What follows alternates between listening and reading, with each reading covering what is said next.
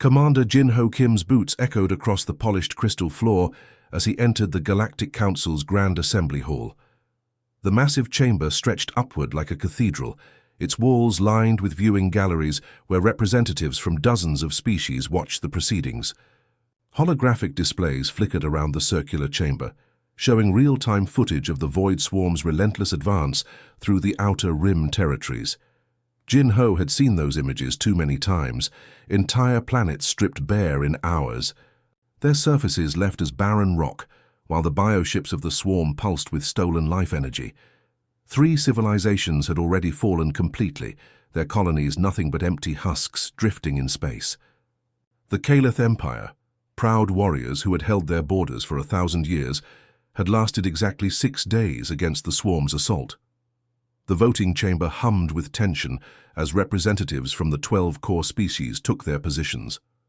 Jin-Ho stood in the human delegation box, a small alcove compared to the elaborate platforms granted to senior council members. Even after 5 decades of loyal service, humanity remained on probation, treated more like useful pets than equal partners. "The emergency session will now commence," announced the Valarian speaker, its massive form undulating behind the central podium. The creature's translucent tentacles writhed in complex patterns that Jin-Ho had learned to interpret over years of diplomatic training. Right now, those movements spoke of anticipation, mixed with something that looked disturbingly like hunger.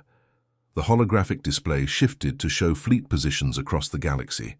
The Council's combined armadas formed a defensive perimeter around the core worlds, while scattered refugee ships fled inward from the advancing swarm. Red markers showed the enemy's projected path, cutting directly through human space before reaching the inner systems. "The threat assessment is complete," continued the speaker, its voice resonating through universal translators in a dozen different languages. "The Void Swarm's biomass has increased by 300% since consuming the Kaleth worlds. Our projections indicate total galactic consumption within 18 months if current expansion rates continue." Jin-Ho watched the other delegates carefully. The Thoraxian representative, a heavily armored insectoid creature, clicked its mandibles in what he recognized as agreement. The crystalline Nexari delegate pulsed with soft blue light, their species equivalent of nodding. Even the normally peaceful Etherians, beings of pure energy contained within mechanical shells, flickered with concerned patterns. "Therefore," the speaker continued, "we must implement Protocol Omega." A chill ran down Jin-Ho's spine. He'd heard whispers of Protocol Omega in classified briefings, but the details were restricted to senior council members only. Whatever it was, the suddenly tense atmosphere in the chamber suggested it wasn't good news for someone. The Thoraxian delegate rose on its 6 legs, armor plates grinding against each other.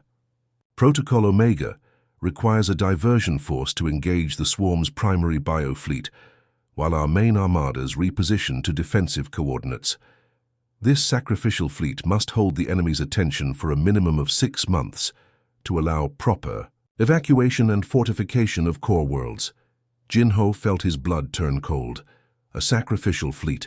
The euphemism couldn't hide what they were really discussing.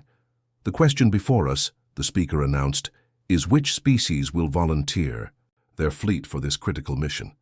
The chamber fell silent, except for the soft hum of life support systems and the distant sound of hyperspace engines as more refugees arrived at the station. Jin-Ho looked around the room, noting how every delegate seemed to be studying their control panels or adjusting their breathing apparatus, anything to avoid making eye contact with their neighbors. "I call for a formal vote," declared the Nexari delegate, their crystal form chiming like wind bells. "All in favor of designating the human fleet as Protocol Omega's primary distraction force." Jin-Ho's world tilted. They weren't asking for volunteers. They were choosing victims. One by one, the voting lights appeared above each delegation box. The Thoraxians voted yes immediately, their light burning bright red. The Nexari followed with blue. The Etherians' mechanical shells flickered once before displaying yellow, indicating approval. He watched in growing horror as species after species condemned humanity to death. The Valdorians, who had shared technology with human engineers just last year, the psionic collective whose wounded Jinho had personally evacuated from a pirate raid. The hegemony worlds, whose trade agreements had made Earth colonies prosperous. The motion passes 11-1, the speaker announced, its tentacles now writhing with unmistakable satisfaction. The human fleet will serve as the primary distraction. Force for Protocol Omega. Implementation begins immediately. Jinho stepped forward, his voice carrying across the chamber despite its quiet tone. This is murder. The Thoraxian delegate's compound eyes focused on him with insect coldness. This is necessity, human. Your species breeds quickly and adapts well to loss. You'll recover from this sacrifice better than others would. Recover? Jinho's voice rose despite his diplomatic training. For you're asking us to send every ship we have against an enemy that destroyed 3 civilizations. There won't be anyone left to recover. That is regrettable but acceptable, replied the Etherean representative, their mechanical voice devoid of emotion. The needs of the many outweigh the needs of the few. 12 civilizations cannot be sacrificed for one. As Jinho turned to leave the chamber, he caught fragments of conversation from the other delegates. The Valdorians were already discussing mineral rights to human colonies. The hegemony representatives were calculating shipping routes through former human space. They weren't just condemning his species to death, they were planning how to profit from it. His quantum communicator hummed against his chest as he walked through the station's corridors. Admiral Dongwu Park's face appeared in the small hologram, concern evident in his weathered features. Commander, what's the Council's decision on fleet support? Jinho looked back once at the assembly hall, where the delegates were now discussing evacuation timetables for core worlds. None of those timetables included human settlements. Admiral, he said quietly, we need to talk. Admiral Dongwu Park stood on the bridge of the flagship Soul's Pride, his weathered hands gripping the command rail as he stared at the massive holographic display. Numbers flickered across the screen in harsh blue light.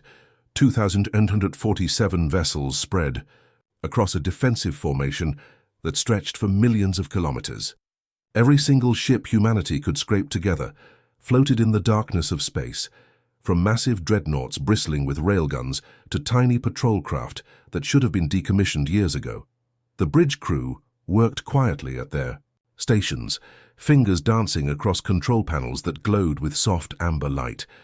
Through the reinforced viewports, Dongwu could see the running lights of other ships in the formation, tiny dots of civilization against the star-filled void. Somewhere out there, Captain Minho Seo commanded a squadron of converted cargo haulers, their holds packed with makeshift missile launchers. Commander Eugene Kwon led a wing of fighter craft so old their targeting computers still used magnetic tape. Admiral, incoming transmission from the destroyer Busan Thunder, announced communications officer Tai Ho Jung, his young face pale, under the bridge's emergency lighting. Captain Haijin Lee's image flickered to life on the main screen, her uniform rumpled from days of continuous duty. Behind her, the bridge of her destroyer showed similar signs of strain, with crew members catching quick naps at their stations between alert cycles.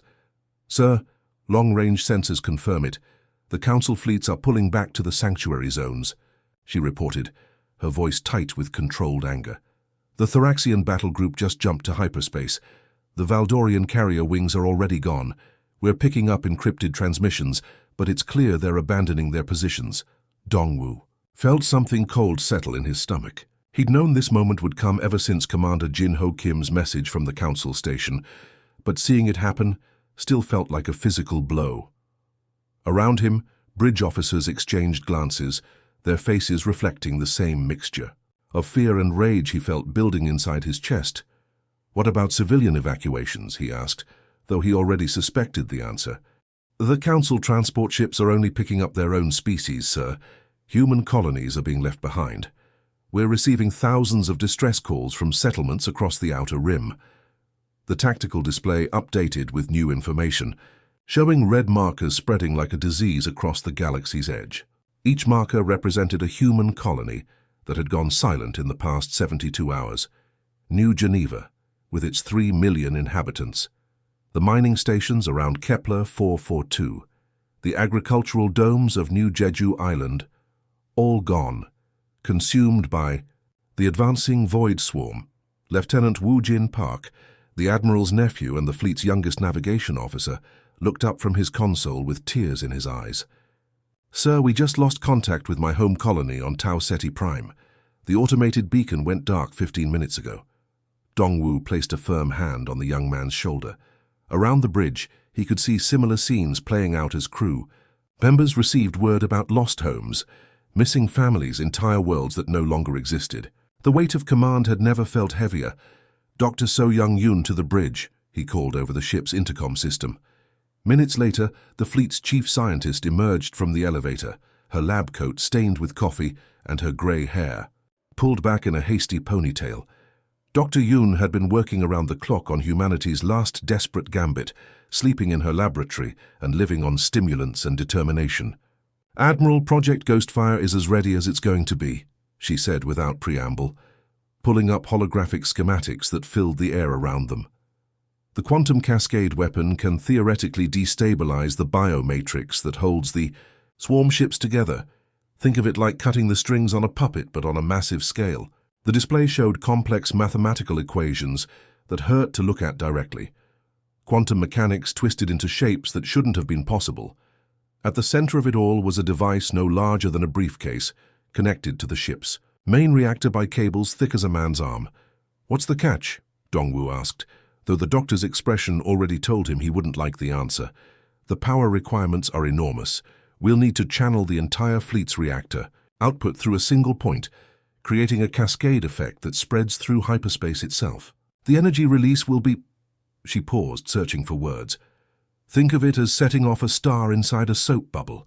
Everything within 50 light years will be affected. Including us, especially us. We'll be at ground zero of the detonation. I estimate maybe 10% of our ships might survive, if they're positioned at the very edge of the formation." The bridge fell silent, except for the soft hum of life support systems and the distant vibration of the ship's engines. Dongwu looked around at his crew, these young men and women who had volunteered to stand between humanity and extinction. They deserved to know the truth.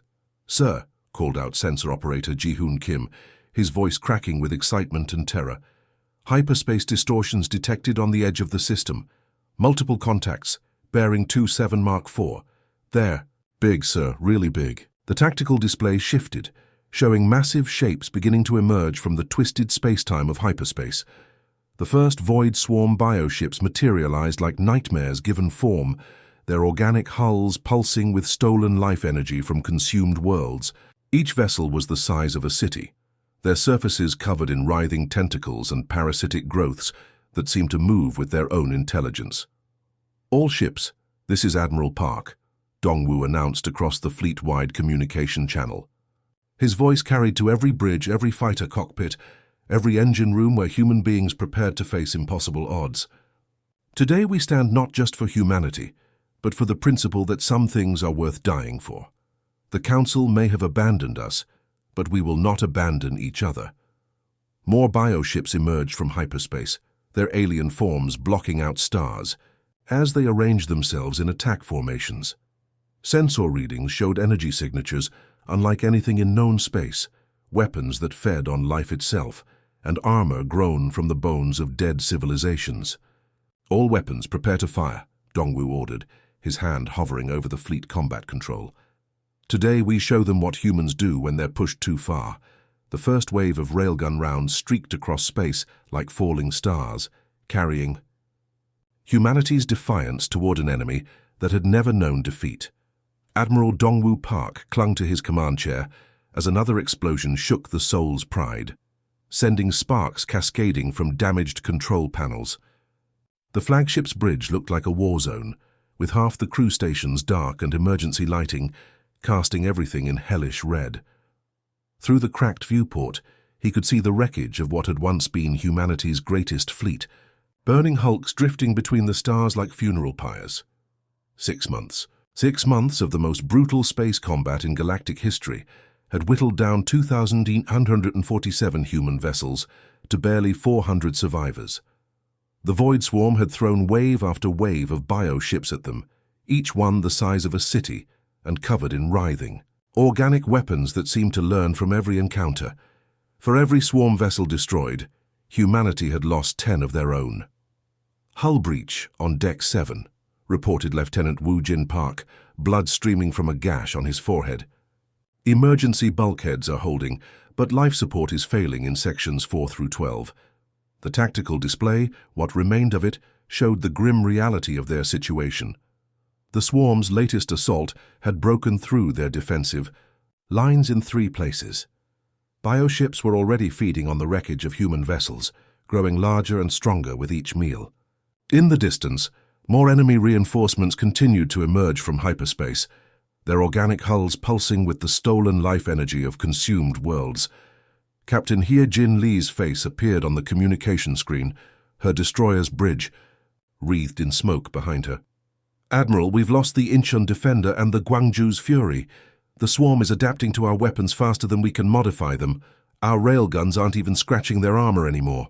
Dongwoo nodded grimly. The enemy bioships had been learning throughout the campaign, their living hulls developing immunity to human weapons. What had started as effective strikes now barely left marks on their surfaces. Meanwhile, the swarm's organic weapons grew, more precise with each engagement, as if they were studying human ship designs and finding better ways to kill them. "Sir, incoming transmission from Dr. Yoon in the weapon laboratory," announced Communications Officer Tae-ho Jung, his voice hoarse from breathing recycled air, thick with smoke and fear. Dr. So Young Yoon's image flickered to life, her face streaked with exhaustion, and her lab coat burned in several places. Behind her, the Ghostfire device hummed with barely contained energy, quantum fields visible as shimmering distortions in the air. The weapon looked deceptively simple, like a metallic briefcase connected to massive power cables. But Dongwoo knew it contained enough destructive force to reshape local space-time. "Admiral, the weapon is fully charged," she reported, her voice trembling with fatigue and something that might have been relief. "We've integrated the power output from every surviving ship in the fleet. The quantum cascade is stable and ready for activation." Around the bridge, the surviving crew members turned to look at their admiral. These young men and women had fought for 6 months against impossible odds, watching their friends die and their homes burn, all because the Galactic Council had decided humanity was expendable. Now they faced their final choice. "Dr. Yoon, remind me of the weapon's effective range," Dongwoo said quietly.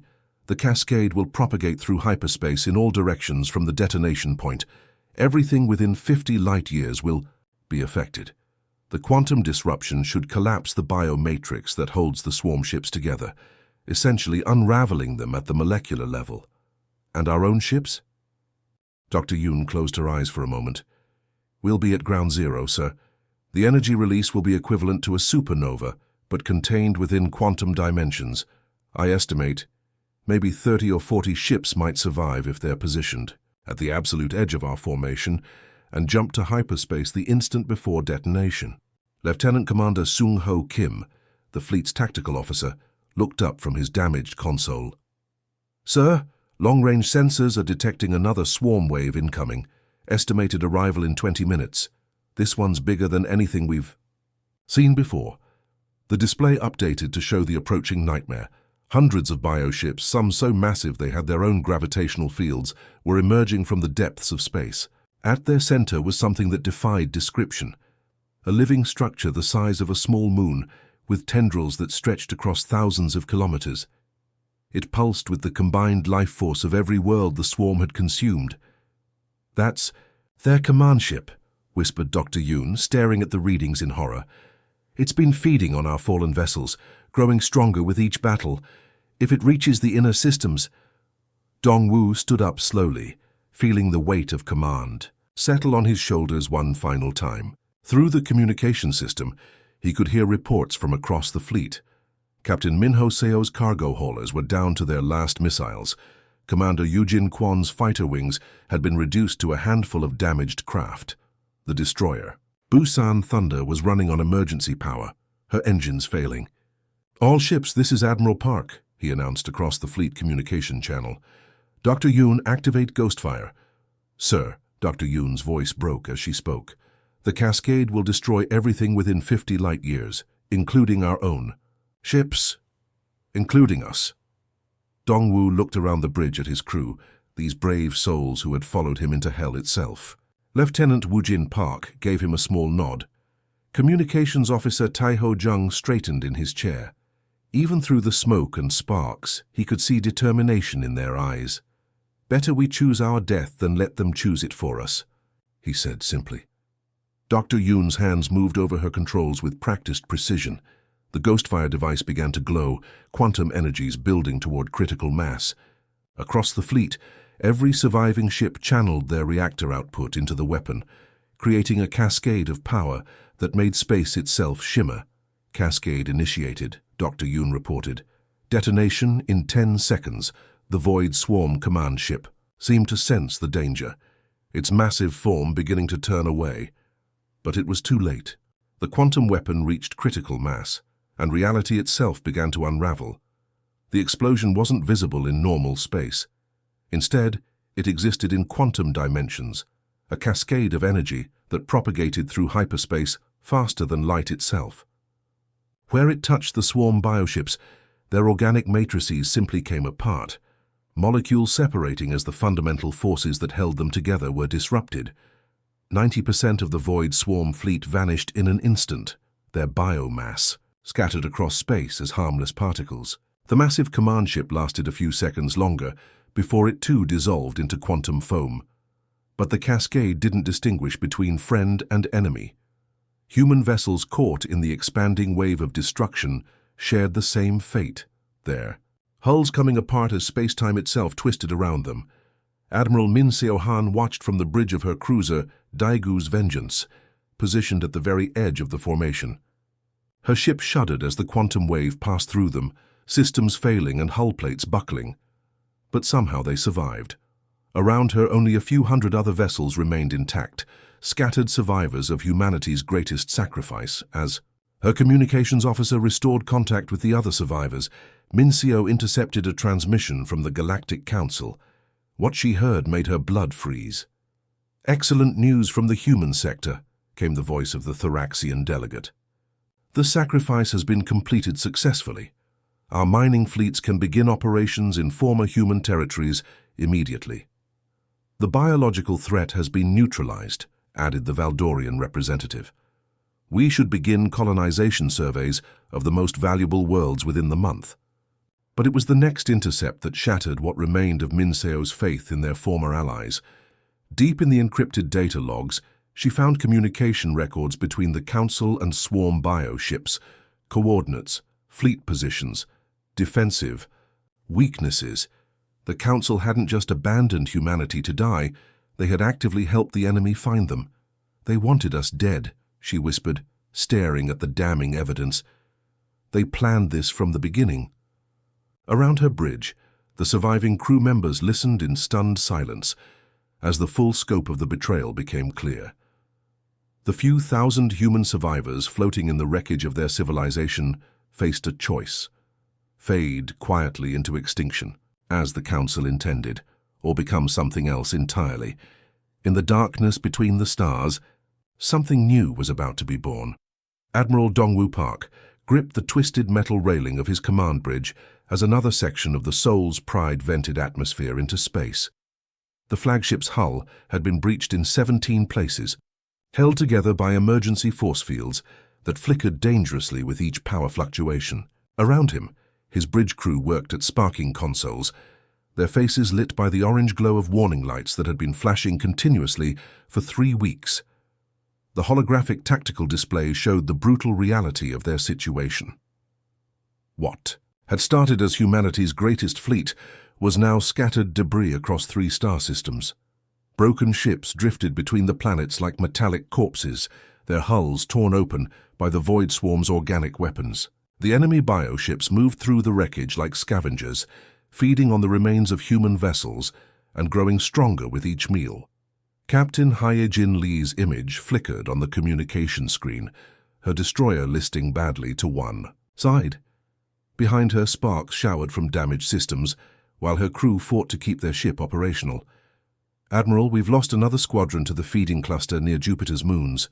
Those bioships are literally eating our fallen vessels and using the materials to build new ones."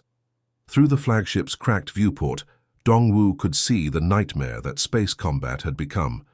Swarm vessels pulsed with stolen energy, their organic hulls rippling as they digested human technology and incorporated it into their own twisted designs. Some bioships now sported human-style weapon arrays grown from consumed metal, while others had developed new attack methods by studying the wreckage of destroyed cruisers. "Sir, the Swarm Command Cluster is moving toward the inner colonies," reported Lieutenant Woojin Park, his young face pale with exhaustion. "Long-range sensors show them heading for Earth's solar system. At their current speed, they'll reach Mars in 48 hours. The weight of that information settled over the bridge like a death shroud. Earth, humanity's birth world, would fall within days. The orbital defense platforms wouldn't last an hour against bioships that had grown fat on the remains of humanity's greatest warships.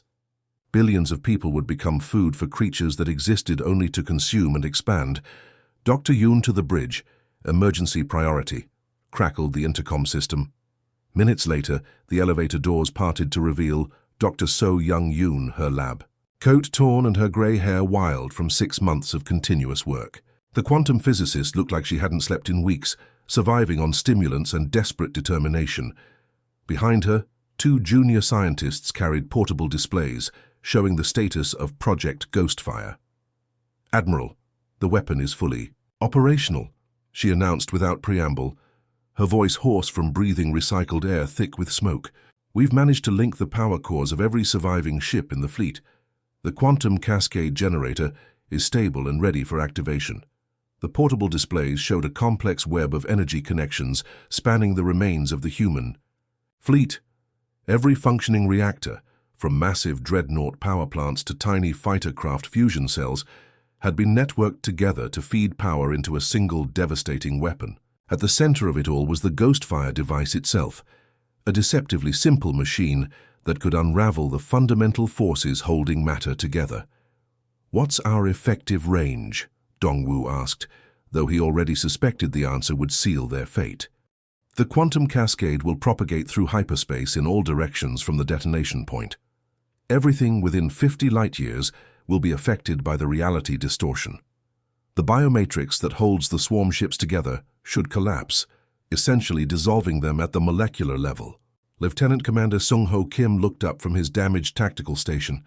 "Sir, that range includes our own position. All of our ships are within the destruction zone." Dr. Yoon nodded grimly. "The energy release will be equivalent to a controlled supernova, but contained within quantum dimensions. I've run the calculations thousands of times. Maybe 30 ships might survive if they're positioned at the absolute edge of our formation and jump to hyperspace at the exact moment of detonation. Maybe."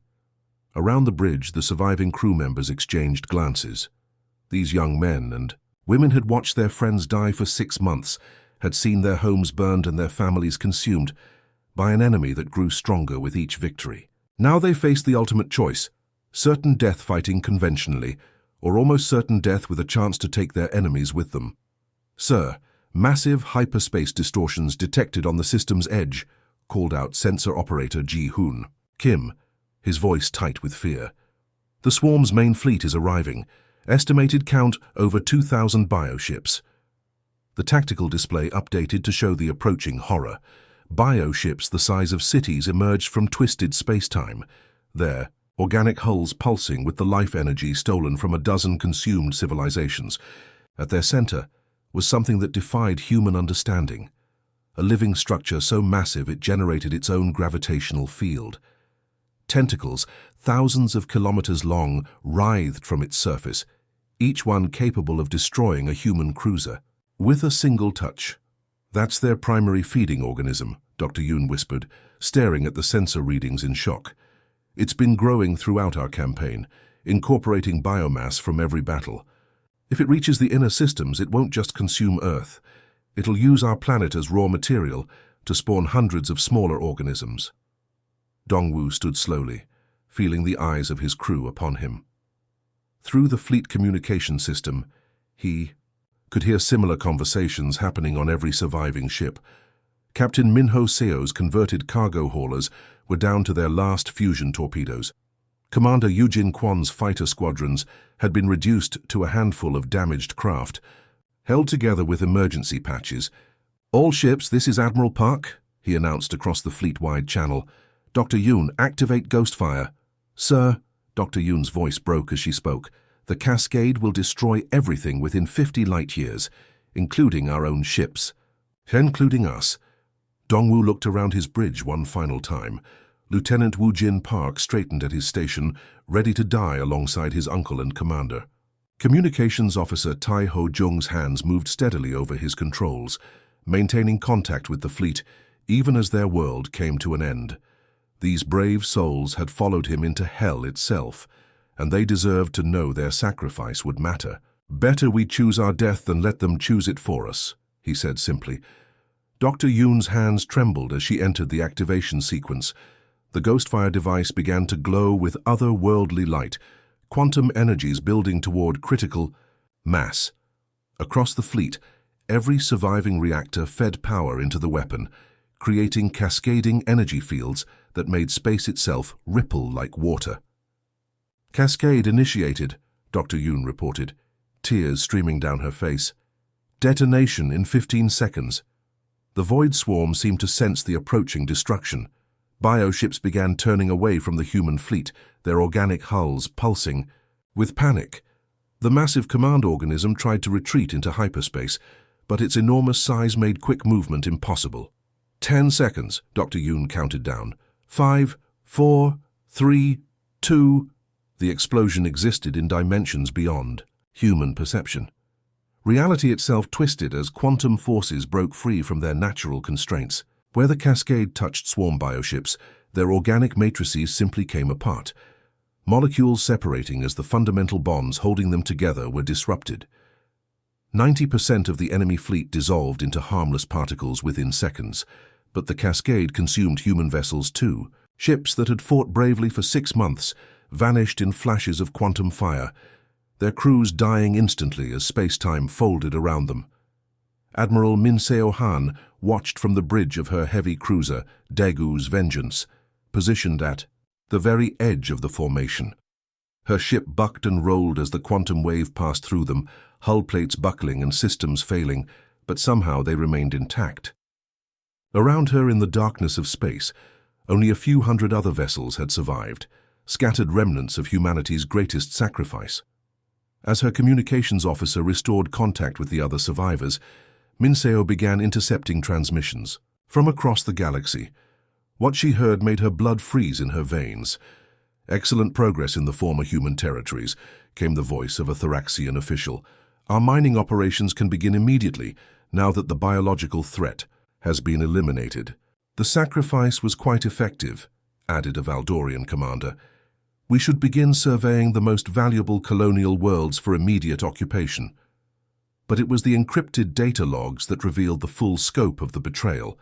Deep in the Council's classified files, Minseo found communication records stretching back months. Coordinates of human defensive positions sent directly to swarm bioships, fleet movement schedules shared with the enemy, detailed analyses of human weapon capabilities provided to help the creatures adapt their defenses.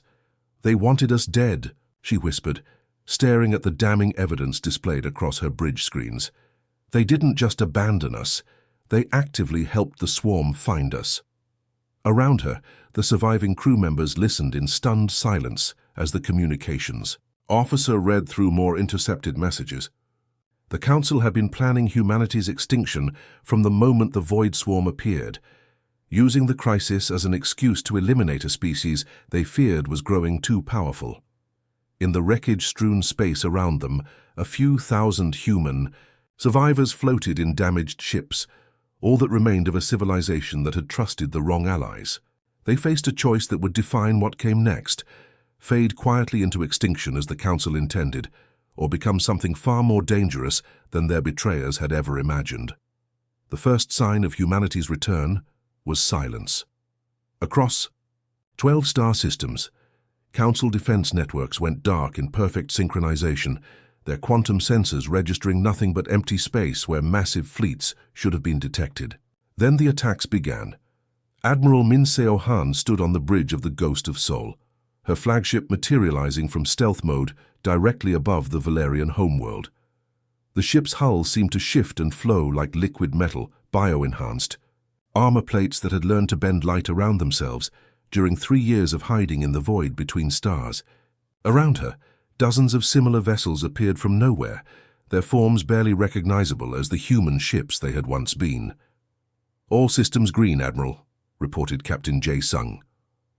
Oh, from his tactical station, the young officer's eyes glowed with an unnatural blue light, a side effect of the neural interfaces that now connected human minds directly to their ship's quantum computers. Bioweapons are fully charged and adapting to local defensive frequencies.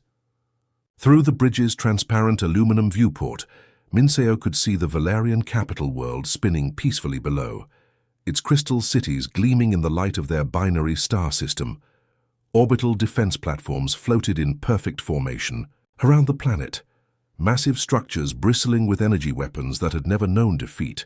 The Valerians had spent centuries perfecting their defenses, creating an impenetrable shield around their homeworld. It took the human fleet exactly 17 minutes to reduce those defenses to drifting scrap metal. "This is Admiral Han of the Human Remnant Fleet," she broadcast across all frequencies, her voice reaching every communication device in the Valerian system. "You voted for our extinction. You fed our coordinates to our killers. You celebrated our deaths while claiming our worlds. The first wave of human weapons wasn't like anything the galaxy had seen before. Quantum torpedoes that learned from each defensive measure, adapting their approach in real time.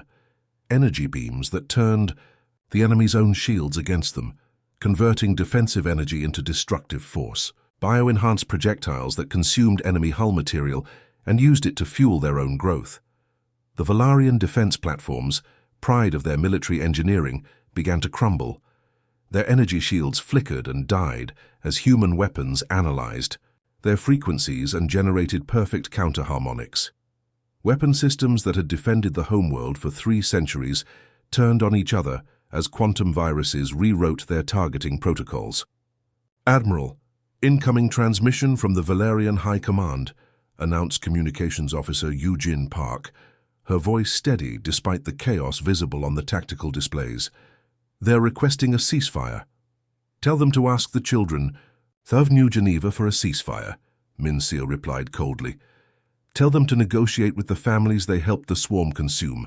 Across the galaxy, identical scenes played out as humanity's ghost fleet struck at the heart of Council civilization. Captain Sung-Min Kim's assault group materialized in the Thoraxian home system, their bio-enhanced ships moving through the enemy's defensive formations like predators among prey. The Thoraxian battle fleet, once considered the galaxy's most fearsome military force, found their weapons useless against enemies that adapted faster than they could fire. "Their plasma cannons are having no effect," reported Weapons Officer Hee-Jin Lee from the bridge of the Shadow of Busan. "Our bio-armor is absorbing the energy and converting it to fuel for our own weapons systems." The Thoraxian dreadnoughts, massive vessels that had intimidated civilizations for millennia, began breaking apart under the assault of weapons that seemed to exist in multiple dimensions simultaneously. Human ships phased in and out of normal space, striking from angles that shouldn't have been possible, their attacks guided by quantum computers that processed battlefield information faster than organic minds could comprehend. On the bridge of the Ghost of Seoul, Minseo watched the tactical displays showing similar victories across Council space.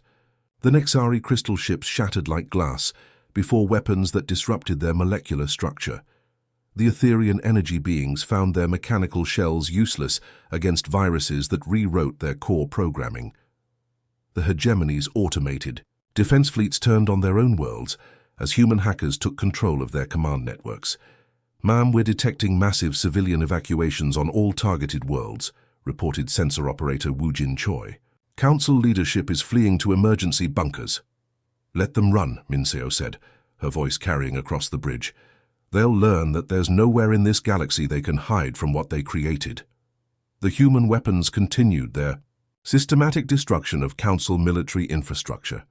Orbital shipyards that had built fleets for centuries collapsed into themselves as gravity weapons compressed their superstructure into dense balls of metal. Communication networks went dark as quantum viruses spread through subspace, cutting off coordination between Council forces. Supply depots exploded in chains of fire that could be seen from neighboring star systems, but the humans weren't targeting civilian populations. Every strike was precisely calculated to cripple military capability while leaving non-combatants alive. This wasn't genocide, it was surgery, cutting out the institutions that had orchestrated humanity's betrayal while leaving the possibility of future coexistence. "Admiral, the Council leadership is attempting to broadcast a surrender," announced the communications officer. "They're offering reparations, territorial concessions, formal apologies." Min Seo turned to face the main display, where images of the 12 Council homeworlds showed the systematic dismantling of everything their civilizations had built for war. Burning defense platforms fell through atmosphere like falling stars. Shattered military bases littered once pristine landscapes. The proud fleets that had abandoned humanity to die now existed only as expanding clouds of debris. "Open a channel to the entire galaxy," she ordered. "Full-spectrum broadcast, override all communication networks." As the channel opened, Min Seo felt the weight of history settling on her shoulders. She was no longer just a military commander. She was humanity's voice, speaking to a galaxy that had written them off as extinct. Behind her, the bridge crew worked quietly at their stations, their bio-enhanced bodies moving with inhuman precision as they coordinated the final phase of their assault. "People of the galaxy," she began, her words carried by quantum transmitters to every world in Council space. 3 years ago, your leaders voted to sacrifice humanity to save themselves. They fed our positions to our enemies. They celebrated our deaths while strip mining our worlds. They thought they had eliminated a threat to their power. On the tactical displays, the last Council defense installations went dark. Centuries of military build-up had been undone in a single coordinated assault that lasted less than 6 hours. The fleets that had seemed so mighty when they abandoned humanity to die now existed only in historical records. "We trusted you," Min Seo continued, her voice carrying the pain of betrayal and the cold satisfaction of justice served. "We died for you. We learned from you. Now, we are what you made us become." As the transmission ended, the human ghost fleet began to fade back into the darkness between stars. Their point had been made, their message delivered. The Council's military power lay in ruins, but their civilian populations lived to contemplate the consequences of betrayal. The galaxy would remember this day not as humanity's return, but as the moment they learned that some species, when pushed beyond all limits, don't break. They transform into something far more dangerous than their enemies ever imagined. In the void between stars, the survivors of humanity's greatest sacrifice began their long journey into an uncertain future, carrying with them the knowledge that they had become exactly what the galaxy feared they might be. The end